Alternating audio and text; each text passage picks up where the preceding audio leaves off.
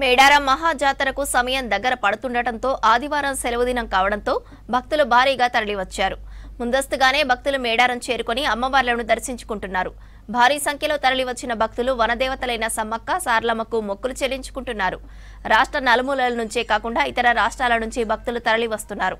సమ్మక్క సార్లమ్మ గద్దెల ప్రాంగణంలో అభివృద్ధి పనులు జరుగుతుండటంతో వచ్చిన భక్తులు మొక్కులు సమర్పించుకుంటున్నారు. సమ్మక్క సార్లమ్మల నామస్మరణతో గద్దెల ప్రాంగణం మారుమోగుతోంది.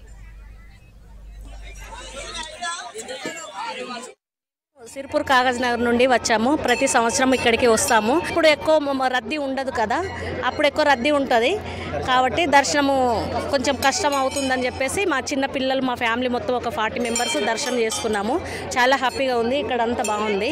ఇప్పుడు మొత్తం కన్స్ట్రక్షన్లో ఉంది కాబట్టి ఇంకా ముందు చాలా బాగుంటుందని అనుకుంటున్నాను. అంటే జాతర కంటే ముందు వస్తే కొంచెం ఇబ్బంది ఉండదు అనేసి ఇప్పుడు వచ్చి మొక్కులు చెల్లించుకున్నాం.